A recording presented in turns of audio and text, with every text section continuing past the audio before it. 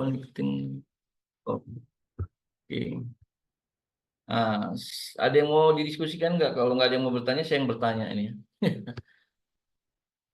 Sebentar. Kemarin saya materinya di mana dia?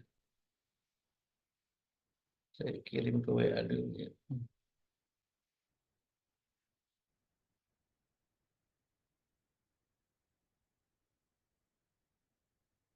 Nah, biar sama nih. Takutnya saya ganti-ganti soal. Buat latihan takut ini ya. Berbeda. Nah, biar sama. Sumbernya sama. Oke ya. Saya buka dulu. Biar saya share ya.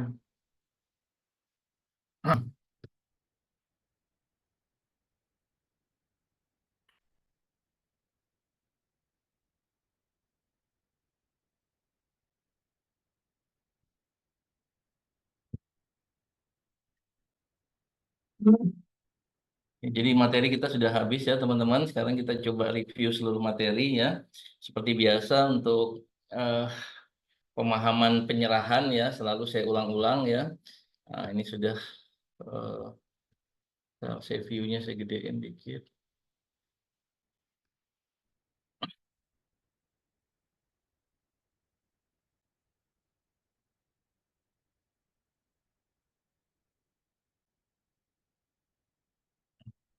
Nah, ini kan soal juga sudah dibagi ya, sudah dipelajari, mungkin sudah menjawab.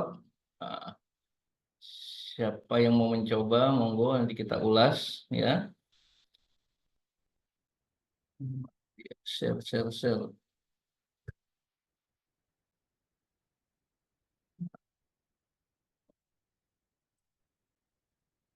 Ya, yang pertama siapa yang mau mencoba ya atau dicatat Saya di mana gitu. saya izin coba jawab, Pak. Nah, gitu dong, Mbak Jeng minta-minta mulu kan.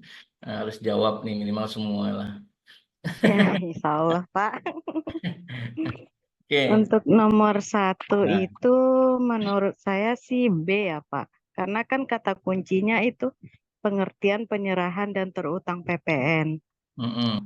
Nah, Jadi pada dalam saat dalam saya sih kalau melihat kata kuncinya sih penyerahan dan terhutang ya, Pak. Yang masih ya terhutang PPN. Kalau menurut pertanyaannya saya kan sih B, yang Pak. ditanya yang terutang ya, pengertian Iya, penyerahan dan penye terutang. iya, Pak. Kalau Mm-mm. menurut saya sih B, Pak. Karena Nah, pada yang saat A si kenapa itu pas enggak ya? Ada yang punya ya jawaban berbeda mungkin teman-teman yang lain ya. Nah, sambil dicek jawabannya, kita cek ya, Mbak Adiza ya. Ntar mana sih dia? Oke ya. Jadi eh, pertanyaannya eh, transaksi berikut ini kan termasuk dalam pengertian penyerahan dan terutang PPN. Berarti di sini ada tiga yang bukan penyerahan, gitu ya. Berarti ada tiga yang masuk di 1A ayat 2, gitu ya. 1A ayat satunya ini cuma satu, kecuali salah soal, nanti kita cek bareng-bareng gitu ya. Yang pertama yang A, ya. Yang A ini PT Mandiri Indah, ya kan, PKP dan PT Solangan Baik ini sama-sama PKP.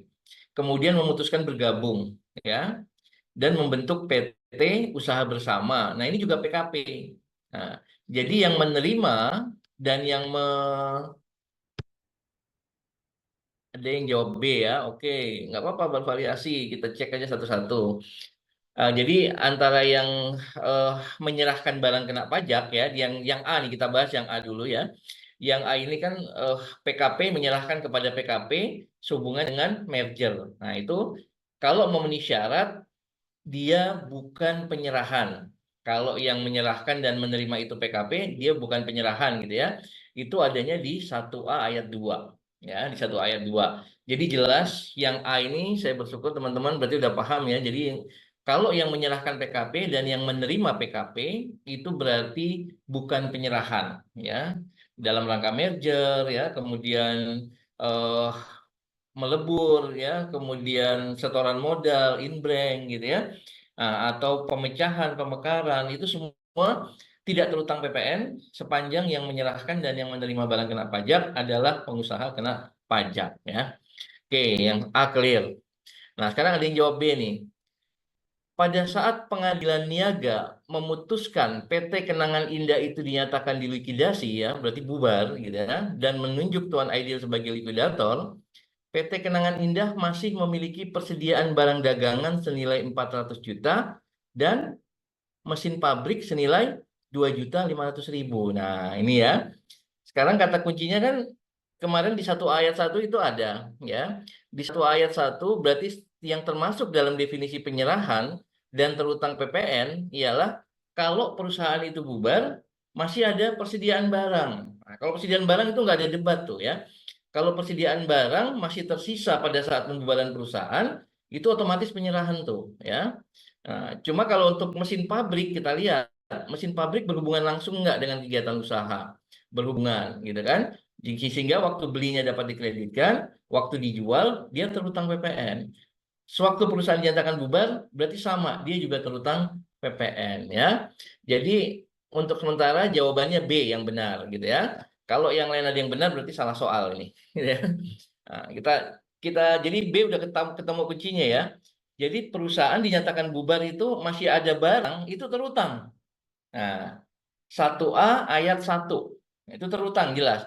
Cuma kalau eh, apa namanya aktiva yang menurut tujuan semula tidak untuk diperjualbelikan itu diperhatikan. Waktu belinya dapat dikreditkan enggak? Nah, kalau dapat dikreditkan otomatis dia terutang. Ya, ini kan mesin. Dapat dikreditkan otomatis terutang, gitu ya. Nah, kalau waktu belinya tidak dapat dikreditkan. Nah, kita lihat tidak dapat dikreditkannya karena apa? Kalau karena pasal 9 ayat 8 huruf B dan C, yaitu tidak berhubungan langsung dengan kegiatan usaha, perolehan kendaraan bermotor jenis sedan dan station wagon, gitu ya, otomatis waktu perusahaan bubar atau waktu dijual itu bukan objek PPN, gitu ya. Nah, kita lihat misalnya genset untuk rumah dinas karyawan. Kalau masih tersisa pada saat pembubaran perusahaan, itu bukan objek 16D, itu bukan objek PPN, tidak termasuk penyerahan, gitu ya. Adanya di satu ayat 2, ya. Tapi ini kan mesin pabrik untuk mengolah barang, memproduksi barang. Jadi jawabannya yang B untuk sementara ya. Yang benar baru satu. Kemudian yang C, PT Indo Alfa selaku pemegang saham jaringan distributor alat berat merek United Tractor gitu ya, United Truck, salah kalau yang traktor ada yang punya United Truck ya. Kemudian menyerahkan beberapa barang dagangannya kepada PT Leasingin aja untuk mendapatkan pinjaman. Nah, ini pokoknya kalau yang berbau pinjaman kita kita menyerahkan barang kena pajak untuk jaminan utang piutang itu clear, itu adalah bukan penyerahan. Adanya di 1A ayat 2 ya. Jadi yang C ini tidak terutang. Dia itu menyerahkan barang untuk jaminan utang piutang. Itu kata kuncinya ya. Ini ada menyerahkan barang terutang nggak? Untuk apa nyerahin barang? Oh, untuk jaminan utang, otomatis nggak terutang, gitu ya. Nah, kemudian yang D, PT Traktorindo punya izin pemusatan. Nah, ini jelas nih. Kalau udah antara hubungan cabang pusat, antar cabang, kemudian ada izin pemusatan, otomatis bukan penyerahan. Ya. Jadi yang D juga bukan penyerahan. Jadi A itu bukan penyerahan karena dia inbrank, penggabungan, peleburan, pemecahan yang menerima yang menerima PKP, yang memberi juga PKP. Clear non penyerahan. Yang C bukan penyerahan karena apa? Menyerahkan barang untuk jaminan utang piutang.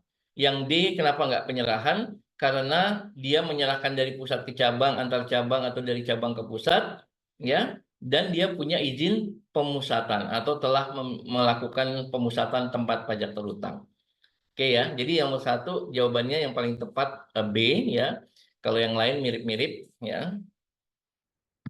Nah, nomor dua ada yang mau coba?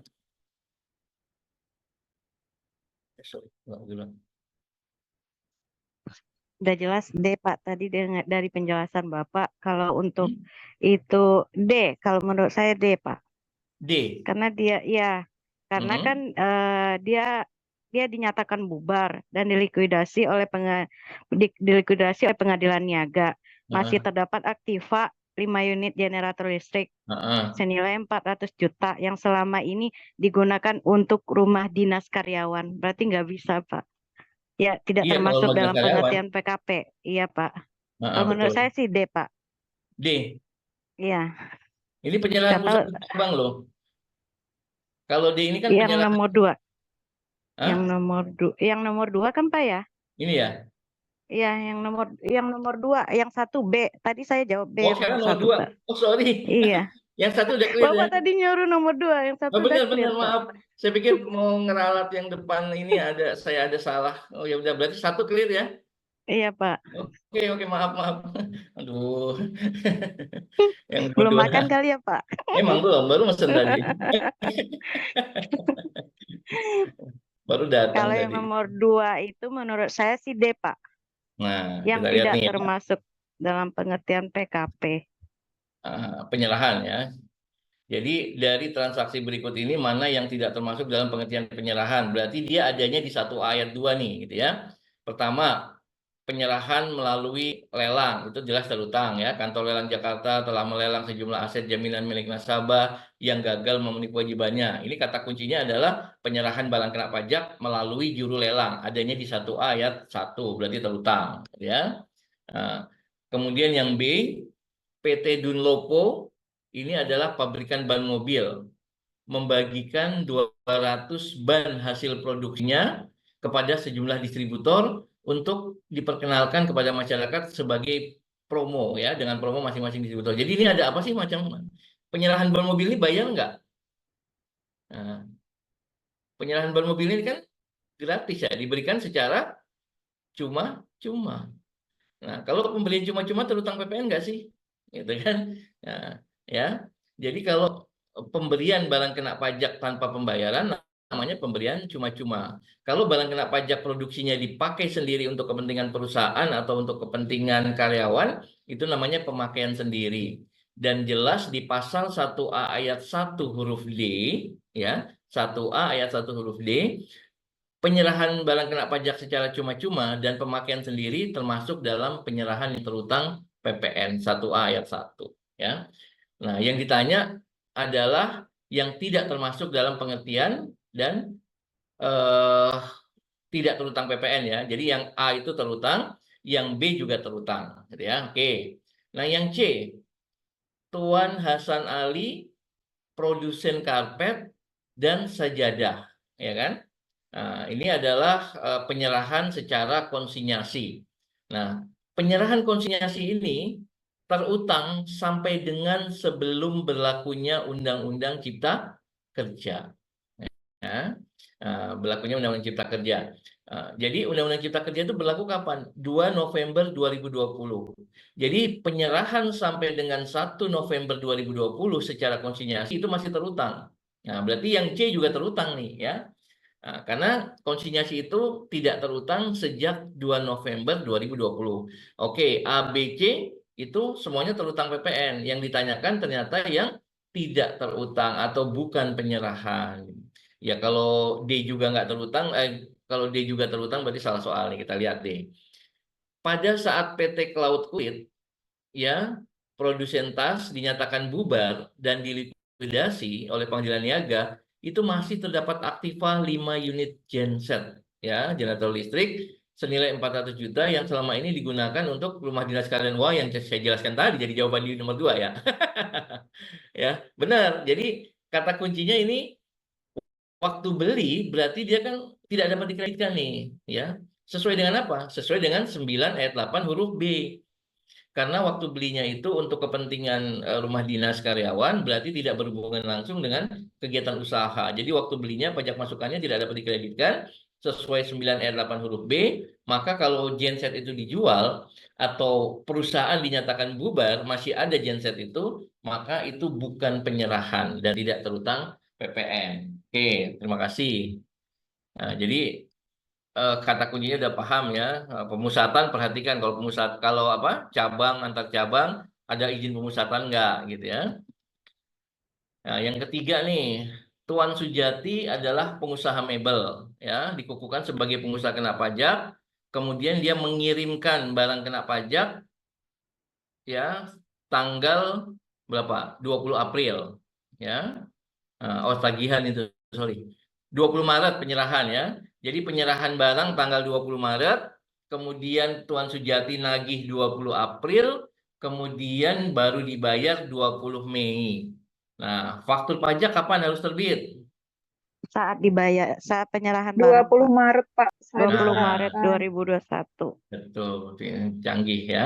Jadi kata kuncinya, kalau ini kan nggak ada hubungannya, ini sengaja saya kaburkan dengan itu ya, pemungut PPN yang instansi pemerintah ya. Kalau pemungut instansi pemerintah itu di penagihan. Jadi tapi masih kalau lagi ujian masih ada nih yang kena di 20 April gitu ya. Nah, ini kan mirip-mirip yang apa transaksi dengan instansi pemerintah. Kalau dengan instansi pemerintah berarti faktur pajak dibuat saat penagihan yaitu 20 April. Karena Tuan Sujati ini adalah PKP biasa, maka berlaku ketentuan pasal 13 ayat 1A Undang-Undang PPN gitu ya. Jadi kapan terutang? Ya pada saat penyerahan barang kena pajak. Nah, kecuali pembayaran diterima sebelum adanya penyerahan BKP, maka faktur pajak dibuat pada saat diterimanya pembayaran. Kalau sistemnya POC, percentage of completion atau pengerjaan tahapan kerjaan atau semacam kontraktor gitu ya, maka faktur pajak dibuat pada saat diterimanya pembayaran termin. Nah, kemudian ada saat lain yang diatur ya berdasarkan undang-undang, Menteri Keuangan berwenang menetapkan saat lain untuk pembuatan faktur pajak yaitu untuk penyerahan kepada instansi pemerintah ya. Jadi kalau penyerahan kepada instansi pemerintah, faktur pajak dibuat pada saat penagihan yang fakturnya 02 ya. Kemudian kalau yang fakturnya 03, pemungut selain instansi pemerintah, dia berlaku ketentuan yang umum, pasal 13 ayat 1A tadi, yaitu pada saat penyerahan barang atau jasa, atau pada saat diterimanya pembayaran dalam hal penyerahan barang atau jasa belum dilakukan, tapi pembayaran sudah diterima. Oke, mantap ya. Nah, kemarin nih baru bahas mengenai fasilitas ya. Yang nomor 4 ini barang dan atau jasa berikut ini dibebaskan. Jadi fakturnya 08 nih. Kecuali, nah berarti ada satu yang tidak mendapatkan fasilitas dibebaskan. Bisa saja tidak dapat fasilitas atau bisa saja fasilitasnya tidak dipungut gitu ya. Tapi yang ditanya ini kan selain yang 08. Jadi yang bukan dibebaskan ya. Nah, ada yang chat boleh. Apakah A daging segar, ya, susu, telur ya. Apakah ini dibebaskan?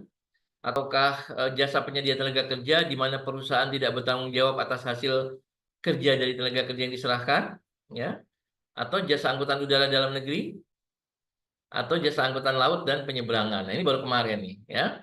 Nah, kalau barang kebutuhan pokok itu kan jelas di 16B, ya kan? Mendapatkan fasilitas dibebaskan. Apa itu? Barang kebutuhan pokok, beras, jagung, sagu, gitu kan, telur, daging, susu. Nah, itu barang kebutuhan pokok yang dibutuhkan rakyat banyak mendapatkan fasilitas dibebaskan. Berarti dia masuk 08. Yang ditanya itu berarti yang tidak dibebaskan. Yang B, jasa tenaga kerja. Nah, ini baru bahas kemarin nih. Jasa penyedia tenaga kerja, kalau outsourcing ya itu terhutang dan dipungut, ya. Nah, tapi kalau jasa penyedia tenaga kerja, di mana perusahaan tidak bertanggung jawab atas hasil kerjaannya, berarti dia terhutang, tapi mendapatkan fasilitas dibebaskan, gitu ya. Jadi A dan B masih dibebaskan. Kalau yang C nih ya, jasa angkutan udara dalam negeri. Nah, ini terhutang ini nggak dibebaskan. Kalau kita naik pesawat terhutang. Yang dibebaskan itu kalau jasa angkutan udara dalam negeri panjang tuh. Jasa angkutan udara dalam negeri yang menjadi satu kesatuan dengan jasa penerbangan luar negeri, gitu ya. Itu baru dibebaskan yang dalam negerinya. Tapi kalau semata-mata jasa angkutan udara dalam negeri itu terhutang dan dipungut, nggak dibebaskan. Jadi jawabannya yang C ya. Nah, kemudian yang D ya, jasa angkutan laut dan penyeberangan. Nah, ini juga dibebaskan ya, jasa penyeberangan, jasa yang angkutan di air ya, di air kemarin kita bahas di air. Jadi termasuk angkutan laut, pelni, penyeberangan, ASDP gitu ya, atau danau ya, antara apa namanya kalau mau ke Pulau Samosir, nah itu kan ada penyeberangan danau gitu ya, karena dia posisinya di danau pulaunya. Oke, nah yang agak seru nih nomor 5 ya. PT Berantas Pes, PKP di bidang jasa disinfektan bertransaksi dengan Dinas Pajak Pemerintah Jakarta ya. Kemudian melakukan kegiatan fogging, berarti penyerahan jasa dilaksanakan tanggal 15 Oktober gitu ya. Kemudian tanggal 5 November PT Berantas Pes ini menyampaikan tagihan ke Pemda. Nah, nilai penggantiannya 2 juta tidak termasuk PPN. Apakah dia objek pemungutan apa bukan tuh, ya? Kalau PPN jelas terutang, ya, karena yang menyerahkan Berantas Pes ini adalah PKP, ya. Kemudian terutang PPN, tapi apakah objek pemungutan apa enggak? Kalau yang diserahkan itu nilainya penggantian 2 juta tidak termasuk PPN. Nah, kemudian atas transaksi di atas, maka apakah si PKP, PT Berantas Pes, itu wajib menerbitkan faktur pajak tanggal 15 Oktober atau tanggal 5 November? Tanggal Kemudian 5 November, Pak, yang D, Pak. 5 November ada dua, ya. Nah, 5 November ada dua. Apakah Yang D, fakturnya Pak, yang karena 02 atau 01? Gimana? Yang izin 01, Pak. menjawab Nah, yang yang 01. 01 berarti yang D, ya. Nah, nah, jadi kita lihat. Tadi saya kodenya adalah penyerahan jasa sudah dilakukan, gitu kan? Tanggal 15 Oktober, tapi penagihan tanggal 5 November, ya. 5 November penagihan. Nah, berarti kalau instansi pemerintah, faktur pajak dibuat pada saat menyampaikan tagihan. Nah, berarti kita cari dulu yang benar tuh, berarti yang 5 November dulu. Fakturnya 5 November. Berarti ada yang B dan D. Nah, sekarang kita lihat objek pemungutan nggak dia. Nah, kalau sampai dengan 2 juta itu bukan objek pemungutan. Nah, kalau bukan objek pemungutan, fakturnya bukan 02, gitu ya. Nah, kan jumlahnya paling banyak 2 juta tidak termasuk PPN, maka dia bukan objek pemungutan karena dikecualikan, ya, di penjelasan kemarin dikecualikan. Nah, jadi tanggal 5 November fakturnya, kemudian kodenya adalah 01. Artinya dipungut oleh pihak yang menyerahkan barang kena pajak, ya. Jadi jawabannya yang D. Ya. Oke, terima kasih. Nah, ini ada PT Titipan Kilat, ya.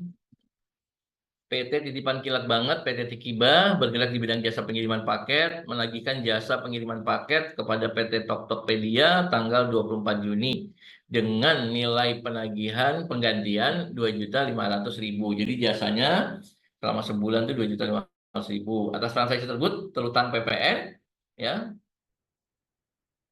Atas transaksi tersebut PPN yang terutang adalah berapa besarannya?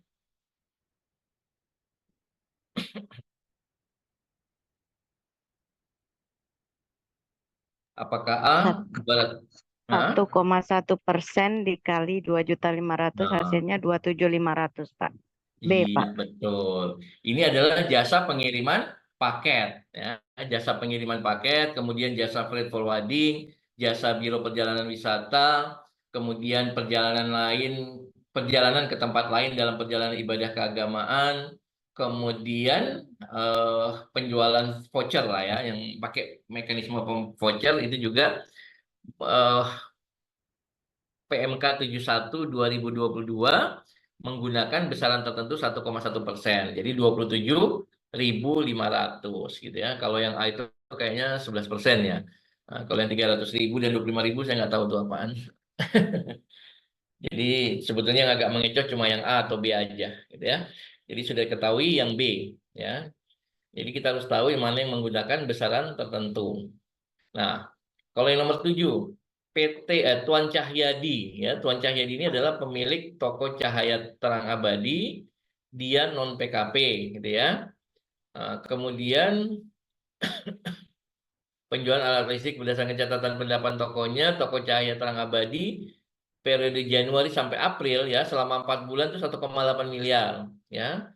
Sehubungan dengan kewajiban melaporkan kegiatan untuk dikukuhkan sebagai PKP, apa yang harus dilakukan Tuan Cahyadi?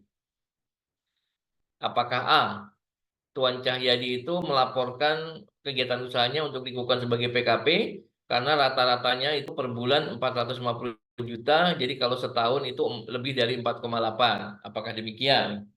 Atau Tuan Cahyadi itu wajib melaporkan untuk dikukuhkan sebagai PKP apabila peredaran usahanya telah melebihi 4,8 miliar ya. Wajib apabila gitu ya. Nah, kalau yang C, wajib melaporkan kegiatan usahanya untuk dikukuhkan sebagai PKP ya, meskipun peredaran usahanya tidak melebihi 4,8. Atau yang D, Tuan Cahyadi itu wajib melaporkan kegiatan usahanya untuk dikukuhkan sebagai PKP karena peredaran usahanya yang terutang PPN itu telah melebihi 1,8 miliar. Mana kira-kira? Ya. Nah, kalau yang A ini nggak boleh. Ini rata-rata segini. Kalau setahun berarti lebih, nggak boleh. Itu zolim gitu ya.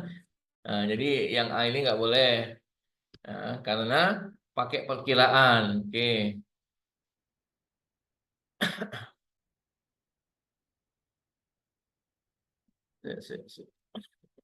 Ya.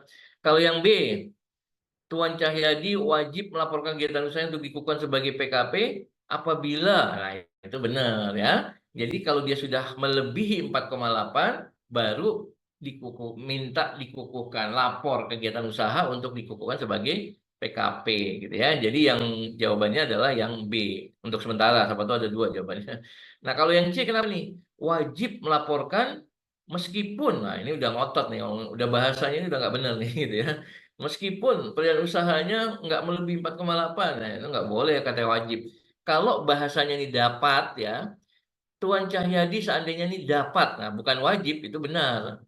Tuan Cahyadi dapat melaporkan kegiatan usahanya untuk dikukuhkan sebagai PKP meskipun ya omsetnya tidak melebihi 4,8. Itu kalau pakai dapat benar, tapi karena dia bahasanya wajib, nah ini udah arogan nih. Wajib meskipun, nah itu udah, itu bisa-bisanya saya aja bikin soal gitu ya.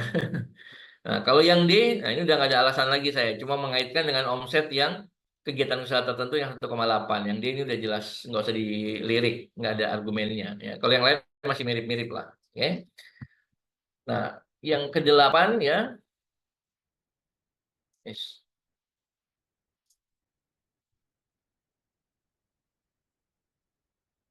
Di antara transaksi-transaksi berikut ini, ya, yang merupakan objek PPN dan mendapat fasilitas PPN dibebaskan, ya, 08 adalah ya. Jadi di sini yang merupakan objek PPN dan mendapatkan fasilitas dibebaskan. Sama dengan yang di atas tadi ya. Berarti di sini banyak yang bukan 08 ya.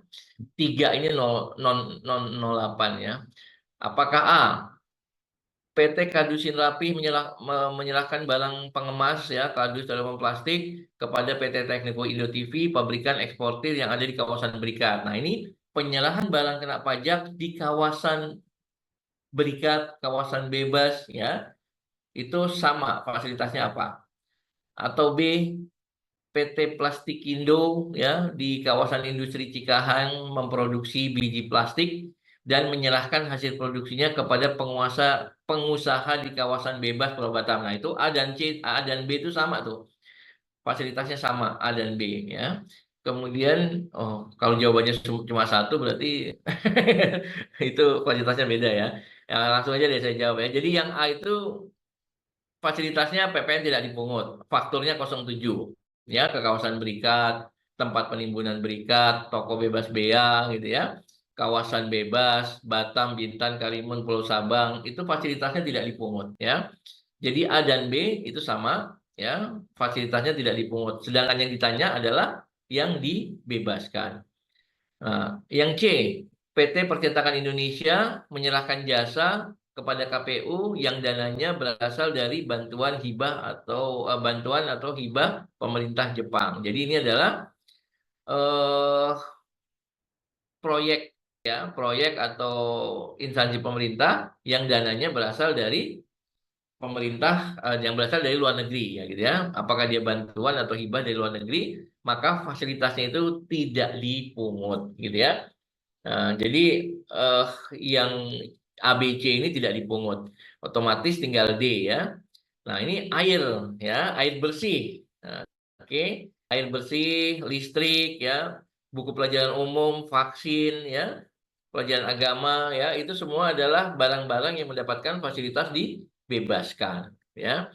Jadi PT Banyu Biru menyerahkan barang kena pajak berupa air bersih ya, bukan air kemasan kepada pengusaha-pengusaha di kawasan industri. Ya, jadi dia melakukan penyerahan BKP berupa air bersih, mendapatkan fasilitas PPN dibebaskan. Ya. Oke, yang nomor 9. Nah, nomor 9 nih, coba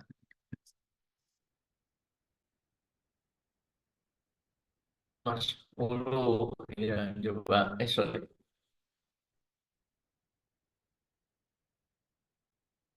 Nomor 9 ada yang sudah punya jawaban. Ya.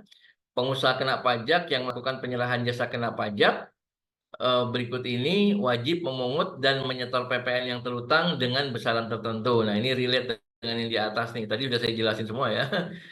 Jadi yang di bawah ini menggunakan besaran tertentu, kecuali Biro Perjalanan Wisata dan atau jasa perjalanan wisata, jasa pengiriman paket pos, pengurusan transportasi, freight forwarding, ya, ibadah keagamaan, ya, selain ibadah keagamaan, ya, berarti memang jawabannya audit, ya.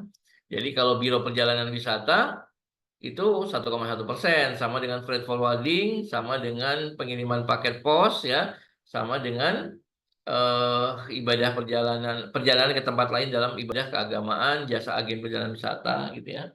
Itu 1,1% PMK 71, gitu ya. Yang audit nggak ada. Kalau jasa audit tetap menggunakan tarif sesuai dengan pasal 7 Undang-Undang PPN, yaitu 11%. Jadi jawabannya yang C, yang dikecualikan dari eh, pemungutan pajak dengan besaran tertentu ya. Nomor 10, PT Bangun Mandiri ya adalah perusahaan bidang jasa konstruksi ya. Dia menyerahkan jasa kepada PT Era Terkini untuk mengerjakan gudang. Luas gudangnya 360 meter persegi ya, dan menagihkan biaya pembangunan bulan Mei sebesar 225 juta. Apakah atas transaksi tersebut maka ya, apakah PT Era Terkini? Nah, Era Terkini adalah si pemilik bangunan ya. Bangun Mandiri adalah jasa konstruksinya ya. Apakah Era Mandiri harus menerbitkan faktur dan memungut PPN 24.750.000, atau Era Baru selaku pemilik bangunan harus menyetor sendiri PPN-nya sebesar 4.950.000, atau Era Terkini harus menyetor sendiri sebesar 24.750.000, atau Era Terkini harus menerbitkan faktur 4.950.000, ya. Nah, mana yang tepat? Ada yang paham ini apa? Kata kuncinya, objek pasal berapa sih ini yang 10? Nah, ya. Ini adalah objek pasal 16C, kegiatan membangun sendiri, ya. Kegiatan membangun sendiri itu kan diperluas ya. Jadi saya bilang ruang lingkup kegiatan membangun sendiri itu, kalau yang sebelumnya hanya kegiatan membangun sendiri yang dilakukan oleh orang pribadi atau badan ya, tidak harus PKP, siapapun yang melakukan membangun sendiri ya, dengan mencari tukang sendiri, beli material sendiri gitu ya. Kemudian membangun luas bangunan 200 meter persegi atau lebih, maka dia terutang PPN KMS ya, 2,2% dari biaya per bulan gitu ya. Nah, tetapi di dalam PMK 61 ini diperluas ya. Jadi PT Jadi objek KMS itu diperluas, termasuk dalam ruang lingkup KMS itu adalah kalau kalau pembangunan itu dilakukan oleh pihak ketiga yaitu kontraktor, sedangkan si kontraktor tidak memungut PPN-nya. Nah, gitu ya. Kita lihat nih. PT Bangun Mandiri adalah pengusaha jasa konstruksi. Tanggal 25 mengerjakan jasa ya. PT Bangun Mandiri telah menyelesaikan pekerjaan membangun gudang PT milik Era dan menagihkan sebesar biaya pembangunan sebesar berapa? 225 juta ya. Dia non PKP. Jadi Bangun Mandiri ini adalah non PKP. Kalau dia non PKP, otomatis dia nggak boleh mengut PPN, gitu ya. Nah, kalau dia tidak pungut PPN, berarti PT Era Mandiri selaku pemilik bangunan wajib menyetor sendiri PPN-nya KMS, yaitu 2,2% dari biaya per bulan. Berapa biaya per bulannya? 225 juta. Ya, jadi biaya per bulan tidak termasuk perolehan tanah, gitu ya. Nah, 225 juta dikalikan dengan 2,2%, ya kayaknya sih yang 4.950.000, gitu ya. Nah, kalau yang 11% kayaknya yang 24 juta gitu kali ya. Nah, jadi jawabannya adalah menyetor sendiri sebesar 4.950.000, berarti yang B ya. Nah, kalau menerbitkan faktur nggak benar, karena yang menyerahkan jasa itu adalah Bangun Mandiri, gitu ya. Sedangkan Era Terkini adalah konsumen, dia harusnya yang menerima faktur. Kalau PT Bangun Mandiri itu adalah pengusaha kena pajak, gitu ya. Nah, seandainya Bangun Mandiri ini adalah PKP, tapi dia juga nggak mungut PPN, maka Era Mandiri tetap juga harus menyetor sendiri KMS-nya, kegiatan bangun sendirinya sebesar 2,2% kali biaya per bulan, yaitu 4.950.000 gitu ya. Jadi kontraktornya PKP ataupun non PKP, sepanjang dia tidak mengungut PPN atas jasa konstruksinya, maka si pemilik bangunan tetap mempunyai kewajiban menyetor sendiri KMS sepanjang memenuhi persyaratan lainnya, yaitu bangunan permanen luasnya 200 meter persegi atau lebih, gitu ya.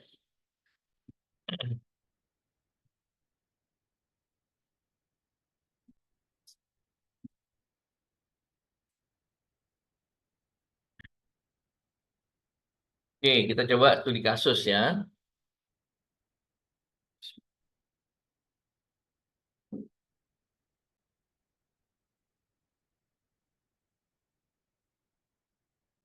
Oh, panas lagi. Saya buka aja. Nah, ini ada PT Bola Dunia, ya.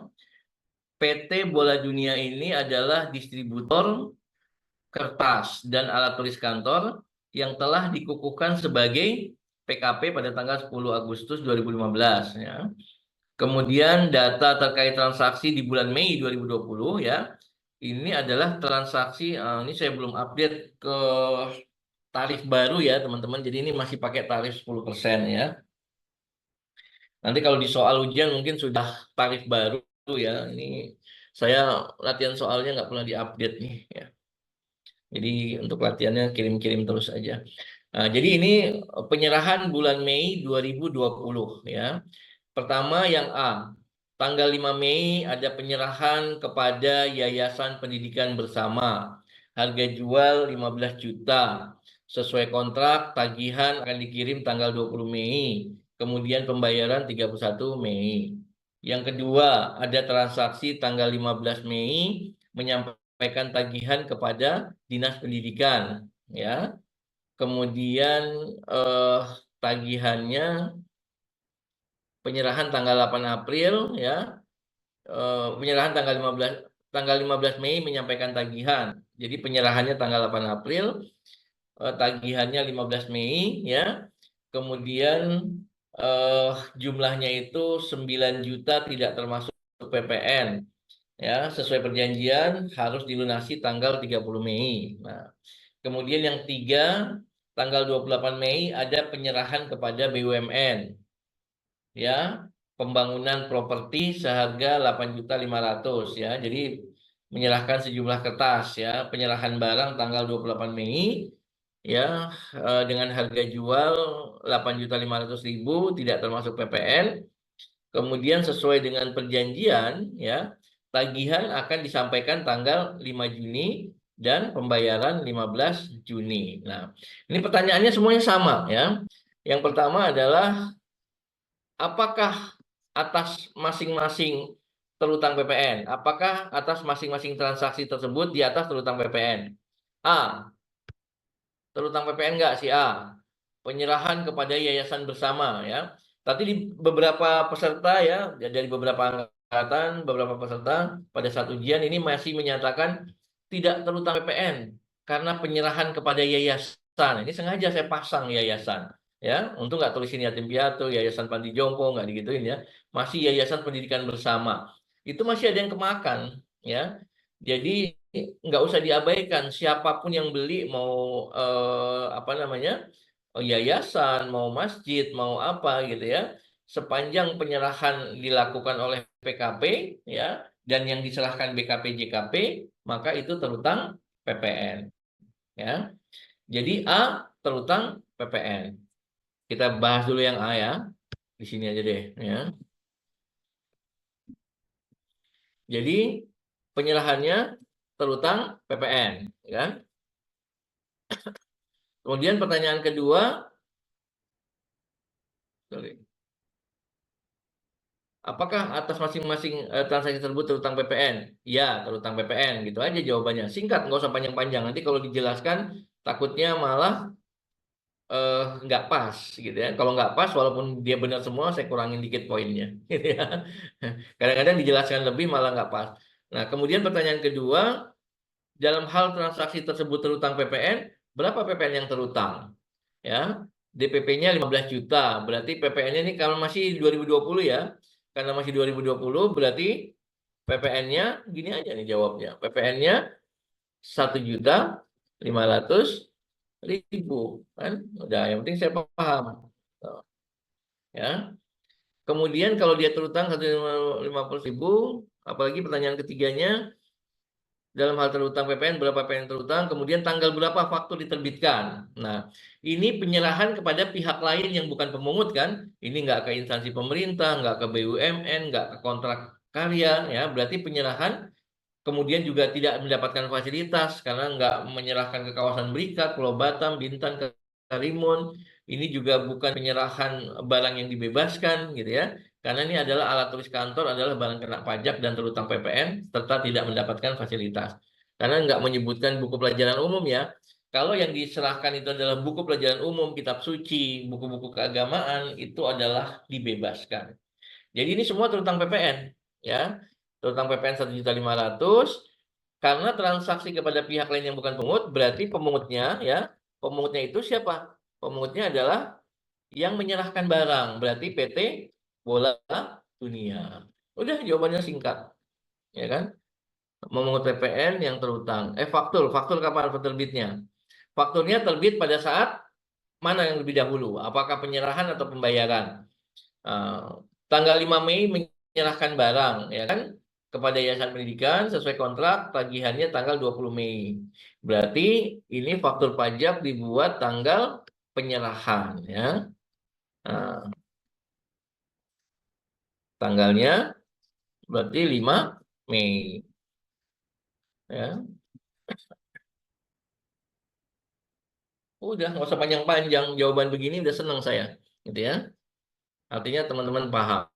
Ya. Nah, sekarang yang kedua nih. Ya. Apakah penyerahan terutang PPN? Ini penyerahan kepada instansi pemerintah. Ya, baik pusat maupun daerah. Berarti ini tetap terutang PPN. Ya. Kalau terutang berapa PPN-nya? PPN-nya ini kebetulan masih pakai bulan Mei tarif 10%. Ya. DPP-nya berapa? Seharga 9 juta tidak termasuk PPN. Berarti harga jualnya 9 juta, berarti PPN-nya 900.000. Ya, kan? Kemudian kalau dia terutang, kapan fakturnya diterbitkan? Nah, ini penyerahan kepada instansi pemerintah, ya kan?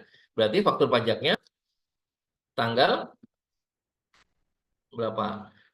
Menyampaikan tagihan. 15 Mei menyampaikan tagihan, berarti faktur pajaknya tanggal 15 Mei. Ya kan? Nah, habis menyampaikan tagihan, siapa pemungutnya? Nah, kita lihat ini objek pemungutan apa enggak, ya? Transaksi kepada instansi pemerintah besarannya lebih dari 2 juta enggak? Tidak termasuk PPN. Ternyata kan 9 juta. 9 juta tidak termasuk PPN berarti lebih dari 2 juta. Berarti pemungutnya adalah instansi ya. Apa di sini dinas ya. Pemda aja ya.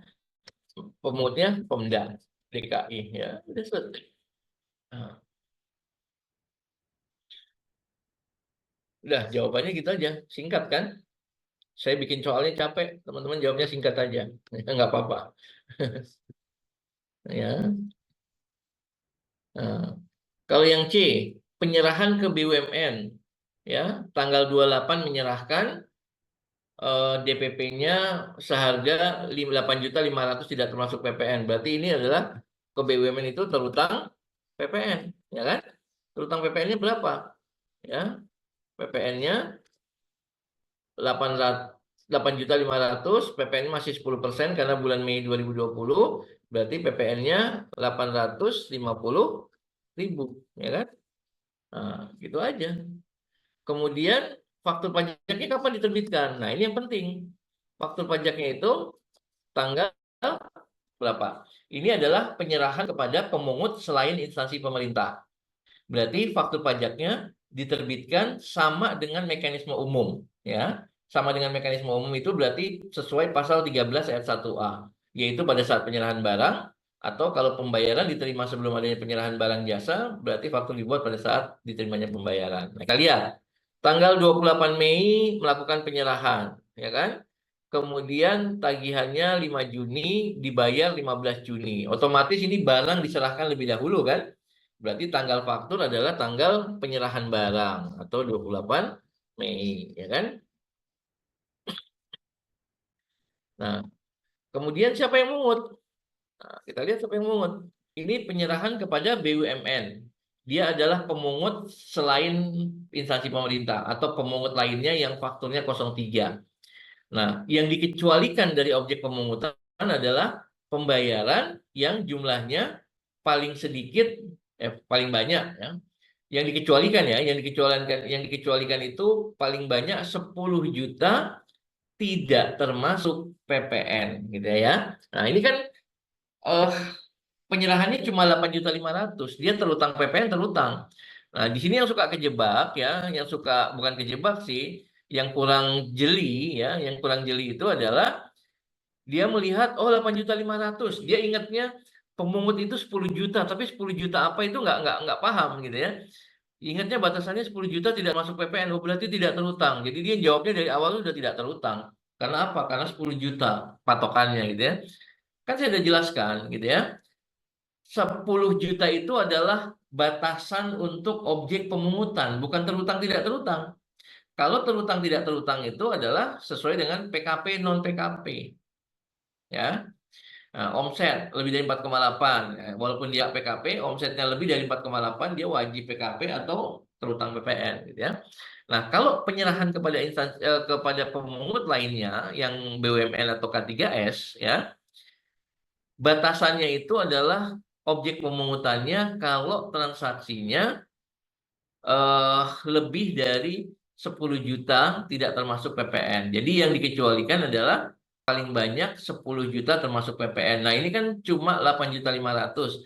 Berarti dia tidak lebih dari 10 juta. Ya, termasuk PPN-nya itu tidak lebih dari 10 juta, ya. Karena 8.500.000 kalau ditambahin PPN-nya kan berapa? Ya, 9 juta.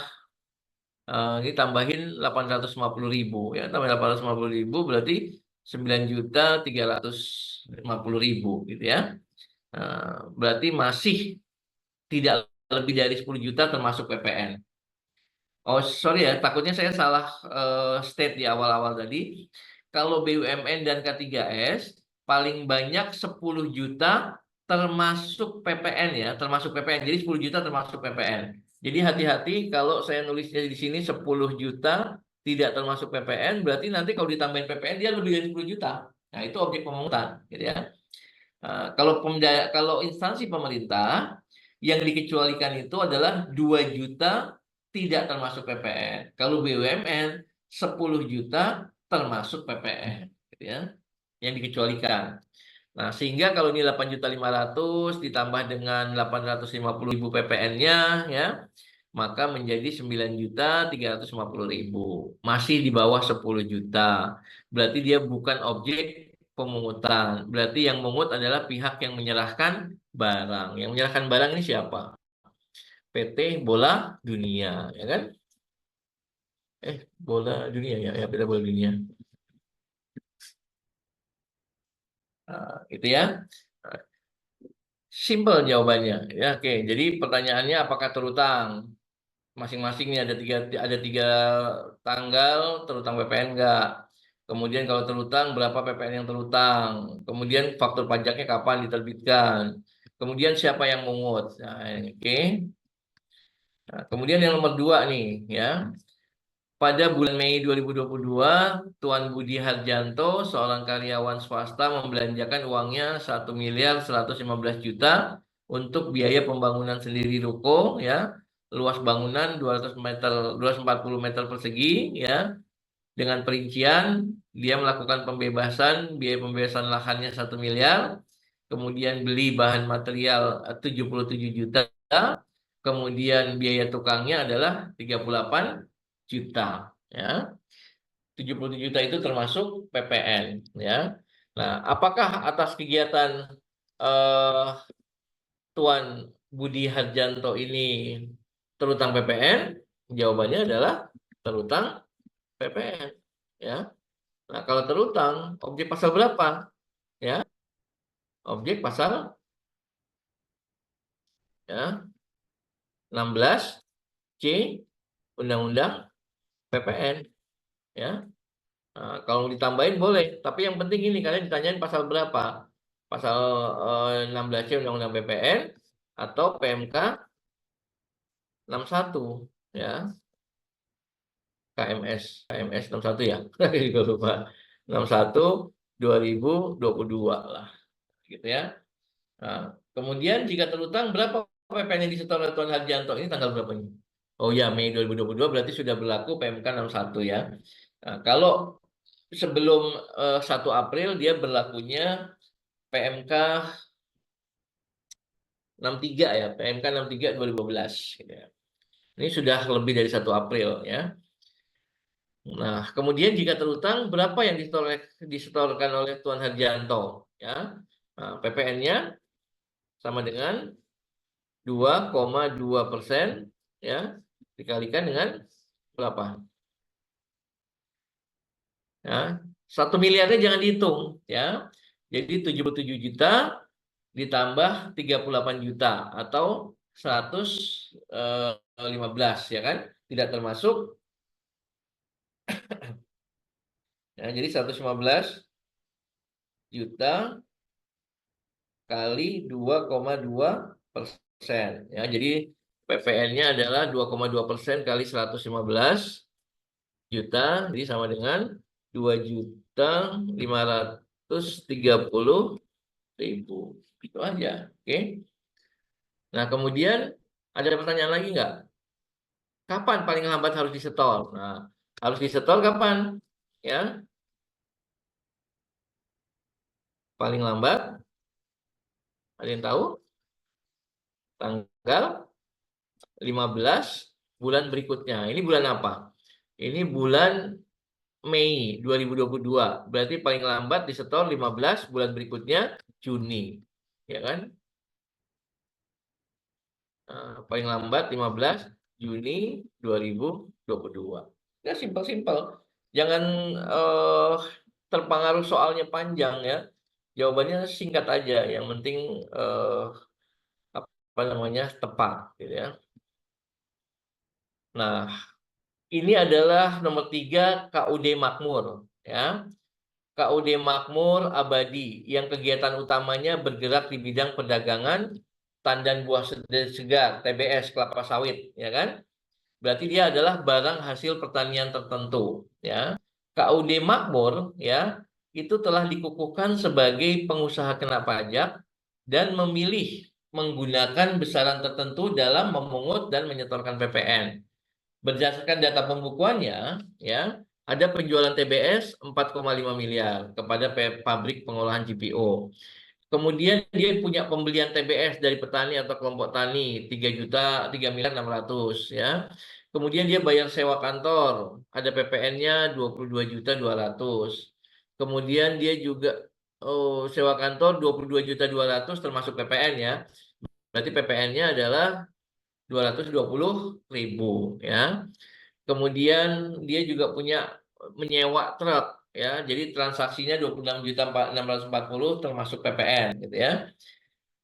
Nah, teman-teman, kalau sudah di state di awal bahwa dia menggunakan memilih menggunakan besaran tertentu, maka ini semuanya diabaikan, ya.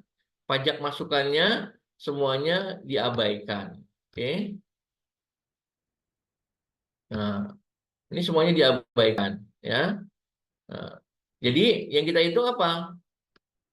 Mekanisme umum. Pajak PPN yang disetor sama dengan pajak keluaran dikurangi pajak masukan, kan gitu, ya. Nah, kalau pertanyaan yang pertama, berapa pajak keluarannya? Ya, berarti pajak keluarannya sama dengan berapa? 1,1%, ya kan? Kali 4 miliar, ya, 500 juta, ya. Nah, jadi berapa?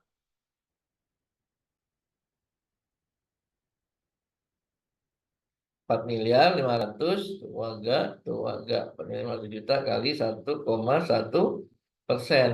Jadi 4.950.000. Jadi pajak keluaran adalah 49 juta, ya. 49.500.000, ya kan? Nah, ini 49.500.000 pajak keluaran. Berarti pajak masukannya berapa? Berapa pajak masukan yang dapat dikreditkan? Ini diabaikan ini, ya. Nah, ini diabaikan. Berarti pajak masukannya berapa? Ada yang tahu? 0, ya. Karena boleh tambahin keterangan kalau teman-teman memang yakin tahu. 0 karena tidak dapat dikreditkan, ya. Lebih sempurna lagi sesuai pasal 9A Undang-Undang PPN. Udah, ya. Kemudian berapa yang harus setor ke kas negara? PK kurang PM, ya. Jadi PPN-nya yang disetor, ya, kembali ke mekanisme umum PK kurang PM. Jadi sama dengan 49.500 kurangin 0. Jadi tetap aja 49 juta. Kalau mau dirinci, ya, ini biar teman-teman paham, dikurangi 0. PM-nya kan 0. Jadi sama dengan tetap 49.500.000. Gitu, ya. Nah, sekarang kita perhatikan ini transaksi tapi teman-teman kalau ada yang ragu atau itu bisa ditanyain, ya. Saya kadang nggak lihat chatnya. Oke, nggak ada, ya.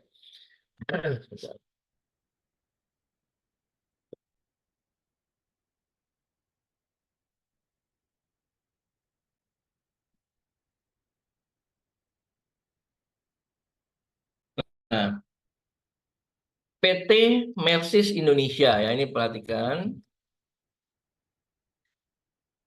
Ini ada hubungannya dengan PPNBM, jadi ada hubungannya dengan harga jual. Jadi kita perhatikan kalau dia barang mewah, maka jangan lupa memasukkan unsur PPNBM, ya. PPN-nya enggak, tapi PPNBM ke dalam unsur harga jual, ya.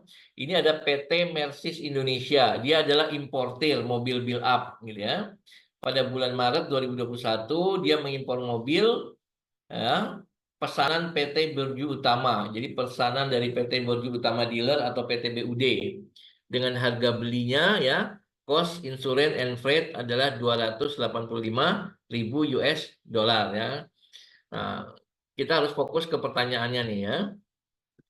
Yang pertama pertanyaannya adalah berapa DPP serta PPN dan PPNBM yang harus disetor oleh PT MI. Jadi MI kan importir, ya. Dia importir mobil build up, ya.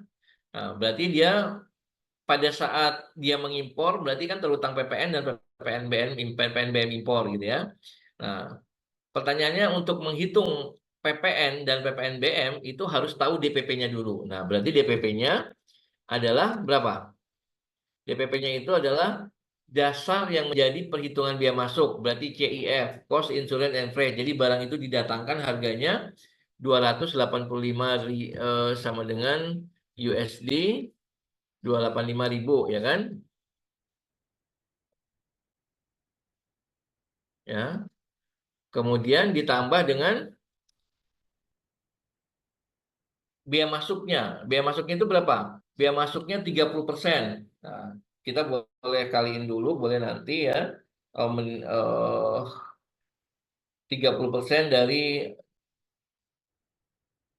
apa namanya? Dari 285.000 ya. Biaya masuknya berarti 285 kali 30%. Berarti 85.500 ya kan? Tambah 85 USD 85.500. Oke. Jadi eh, DPP PPN ya untuk impor itu sama adalah nilai impor ya. Nah, nilai impor itu adalah nilai berupa uang ya yang menjadi dasar perhitungan biaya masuk yaitu 285.000 ditambah dengan biaya masuk itu sendiri ya. Nah, jadi totalnya DPP-nya adalah berapa tuh? 285 tambah 85.500. Berarti 370.500 ya.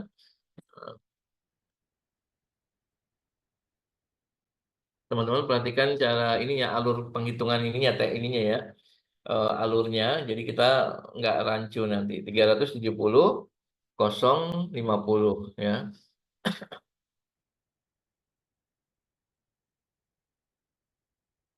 Benar ya? 85.500. 285.000 ditambah 85.500 sama dengan 370.500.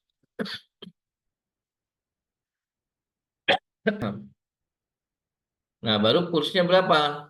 Ya, kursnya adalah kurs KMK untuk Maret 2021 ya 1 sampai 31 Maret 2021 adalah 14.000 ya. Jadi LP berapa? 14.000 ya per USD. Nah, jadi DPP-nya sama dengan 370.500 ya dikali 14.000 ya. Jadi DPP-nya sama dengan 5.187.000.000 ya. 5.187.000.000. Pertanyaannya berapa DPP? Nah, DPP-nya udah kejawab, gitu kan? Kemudian PPN-nya berapa? Ya, berapa DPP? Sorry. PPN, ditanya PPN. PPN-nya berapa? PPN sama dengan dasar pengenaan pajak, ya kan? Kali tarif. Nah, jadi dia menjual apa namanya impor ya kan impor DPP-nya itu 5.187 5.187.000.000. Nah, berarti PPN-nya yang setor adalah DPP kali tarif ya atau tarifnya berapa persen nih? Bulan Mei 2000 Maret 2021. Maret 2021 berarti tarifnya masih 10% ya. Sorry ini. Nanti kalau di soal mungkin 11% ya. Jadi tolong perhatikan. Ini masih 10% kebetulan ya. Nah, jadi PPN-nya LP 518 ya. 518.700.000 ya.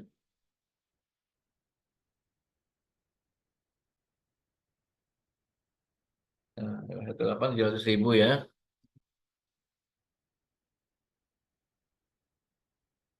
518 juta 750.000 itu untuk PPN-nya ya. Kemudian PPNBM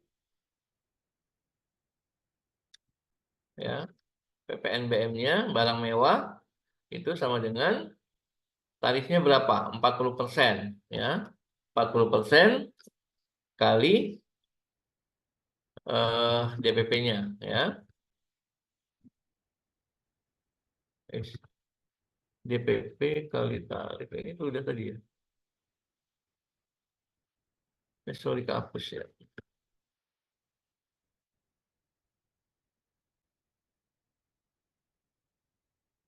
40% kali 5.187 ya kan.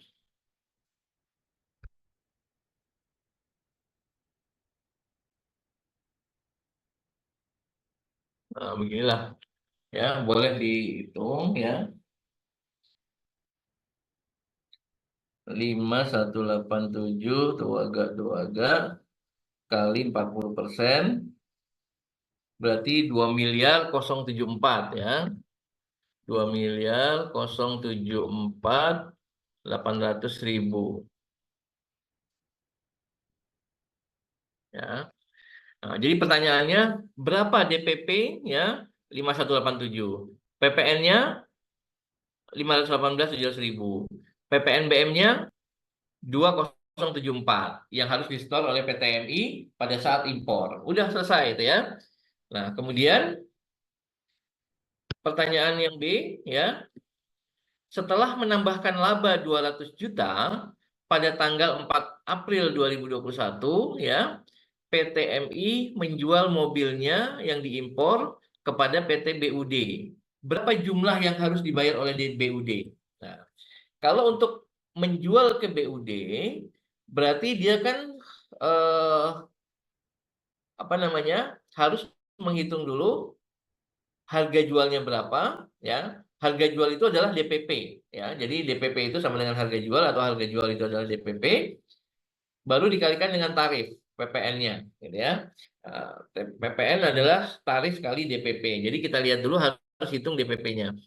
Nah, DPP-nya harga jual ya sejumlah uang yang ditagihkan ya. Jadi tidak termasuk PPN yang terutang. Oke, berarti DPP itu sama dengan harga jual ya. Ya. Jadi sama dengan harga beli. Harga belinya berapa? Harga belinya itu waktu impor DPP-nya adalah 5.187 ya. Tuh agak. Nah, ini dia harga belinya kan. Waktu diimpor ya, dia belinya seharga 5.187, gitu kan? Baru ditambah dengan apa? Ditambah dengan eh kita baca definisinya. Harga jual adalah sejumlah uang yang diminta atau seharusnya diminta oleh penjual, tidak termasuk PPN yang terutang menurut undang-undang ini ya. Tidak termasuk PPN berarti PPNBM-nya masuk. Nah, PPNBM yang dia bayar waktu impor berapa? 2.074 ya kan? 2.074 juta ya. 800. Kebanyakan.